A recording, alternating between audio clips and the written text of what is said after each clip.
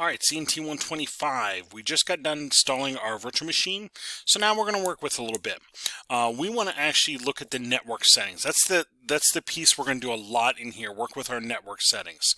So to do this, we're going to open the network settings on here and look at what's here, see what we're getting for an IP, and work with the virtual NIC, if you will.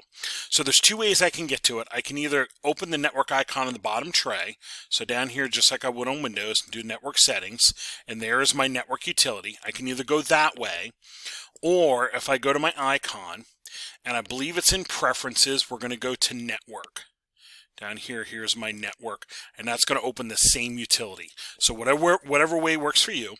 At present, this shows me my network is connected. It's turned on. There's the on-off switch for turning my NIC on and off, my VNIC. There's the IP address it has. There's the MAC address it has, default route DNS. So it actually shows me all the information right there. This is very much like Apple would. Once you have the network on, it actually shows all the information here. So there is my network settings. Let's now look at, we're going to keep this handy, let's look at what Windows has. So I'm going to open this here, and I think I just have you do a command prompt on Windows. Yeah, we just do a command prompt over here on Windows. So we're going to do ipconfig over here on Windows, and we're going to look at what it has for an IP. Here's the Ethernet 3. There's our IP 172.21.40, and over here on my Linux VM, I can look at it here, 172.21.40, or I can open its command prompt called terminal over here, and I'm going to use the ifconfig command. And this will show me the IP address it has, 172.21.40.52, 172.21.40.98. What we should hopefully recognize is these are both on the same network.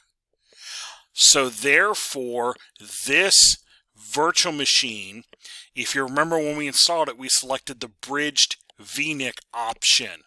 So as far as the network's concerned, it's seeing two workstations here. It's seeing the Windows workstation and the Linux workstation attached to the network. That's why they both have IP addresses from the same network. They're unique, but they're both from the same network. So now that I have that, let's try ping between them. They are two unique entities. So on my Linux machine, I'm going to try to ping the Windows IP. So I might need to hit the numlock key, 172.21.40.98, and I'm getting a successful ping reply. Something I need to know or remember about Linux is I need a Control-C to stop the ping. Control-C is my break sequence that'll stop the ping.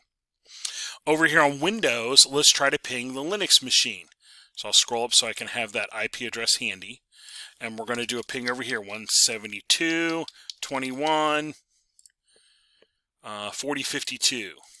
40.52, and I get a successful ping. Now Windows stops after 4. That's what it's programmed to do.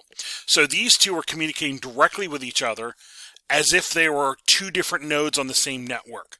That's because we have this set up as a bridged VNIC setting. That's what we set up over here. So we should be seeing that communication. We should be seeing it communicating on the network, which we do, which is excellent. Now, before we go any further, let's install something on Linux that we'll eventually need. We need traceroute installed. So we're going to install that right here on our Linux machine. We'll do sudo apt install, and we'll put the package in here that we want. So sudo is super user do. Apt is basically your application. Install, and we're going to do traceroute, T-R-A-C-E-R-O-U-T-E, traceroute. It's going to say password minus CNT class. It'll go out and gather the packages, install them for us. And while we're at it, we'll do the MTR, which is my traceroute. We'll do MTR as well, my traceroute. So sudo apt install MTR now. And I think I will need to answer capital Y for yes. So it installs that. So we have some utilities on here that we will use later in labs.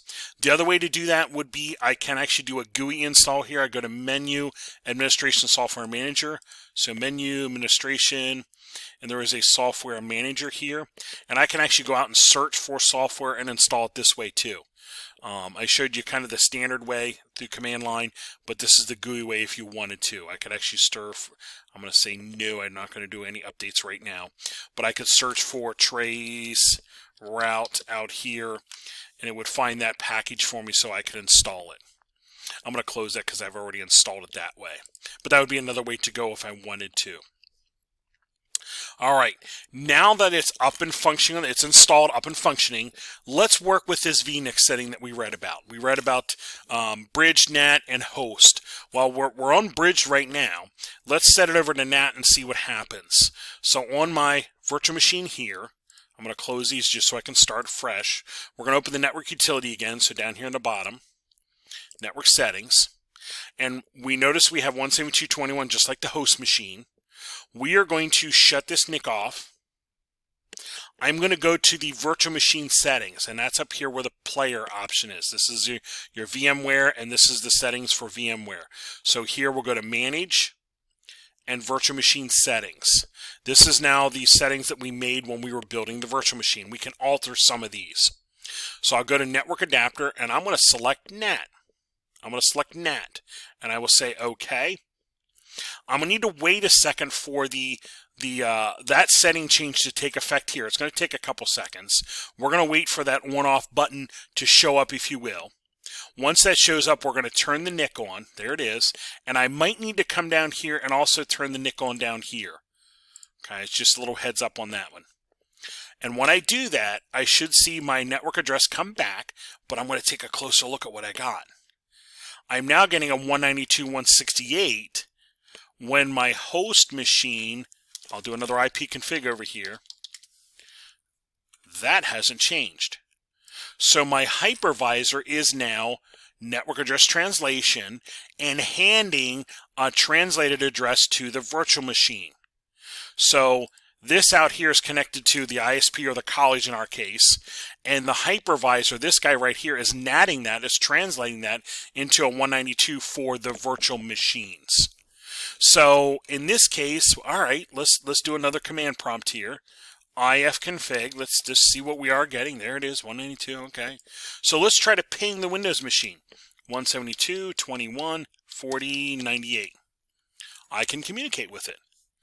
And I'm going to try here, I'm going to try to ping from the Windows machine to this 192.168, 159.129, 159.129.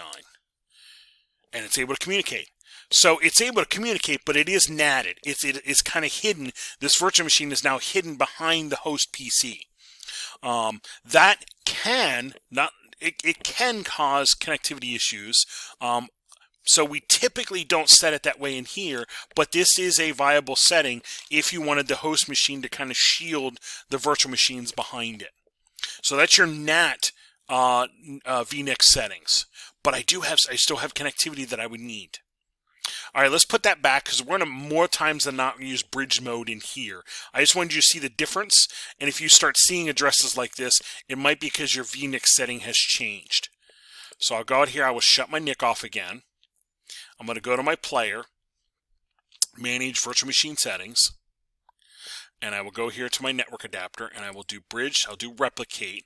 And I'm going to verify that it's only on to my Intel NIC. Say OK. Say OK. I'll wait a couple seconds. I'll wait for the on-off switch to come back. Once that does, I will turn that on. And again, I might need to come down here and do it down here as well to kind of push it along. But I am now back to a 172.21 address like I had before. So if I do an ifconfig here, open my command prompt again. ifconfig 172.21.40.52.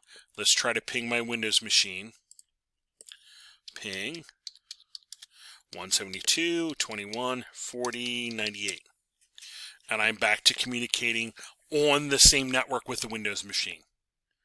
Okay, so there is your VNIC settings and how to manipulate those, and or how to check them if something, something does get goofed up on these. I can come in here to my manage virtual machine settings, and I can alter some of these things on the fly. I might need to give the virtual machine a second to catch up to my setting change, but I can change some of these on the fly. And here's where I can tell that it is set for bridged as well. Handy little things to do. All right, before we close out our virtual machine or virtualization part of the lab, let's gather proof that we have the virtual machine up and running. Okay, so what I'm going to do, let me close a window or two out here just to make life a little easier to look at. On my Windows machine, my host machine, I'm going to open up a notepad file. So I'll just type notepad and open that up. That's a little text file. And I will give it a name. I'll give it a name. What am I using over here? I'm using, last name Linux VM config. Okay. So I have a documents folder. I have a 125 folder and a chapter 7 lab. I'm going to create here a brown dash Linux VM.txt. Now use your name here, substitute with your name, but that'll let me know it's, your machine and your Linux VM.txt. I'll do a save. And what I'm going to do is I'm going to, on my Windows machine, have my text file, but I'm going to paste some results from the Linux machine over to it. So what I'm going to do is on the Linux machine, I'm going to do an ifconfig and copy the results over to this text file. So on my Linux VM, let's do an ifconfig. And I want to highlight all of this because I want to see the name there that it's your virtual machine, and I want to see your IP settings so I know it's connected out to the college with a bridged NIC connection. I'm going to right click in here and do a copy. I'm going to come over here and right click paste. If I have everything installed, this all should work well for you. If you didn't actually do the install right, this might give you a hang up, so we might need to double check that. But I'll paste that in, and I'm just going to save that. And that'll show that your machine, your Linux machine, is up and running, and it's out to the college network through the bridge network connection. I will save that, and that'll be submission for this part of the lab that this is up and running. When I'm done here, I'll close that out, and I can just power this down by doing power and shutdown. Okay, that's all we need to do. So there's the first part of your lab. I shall shut that down before I'm done there. There we go. We'll let that power down.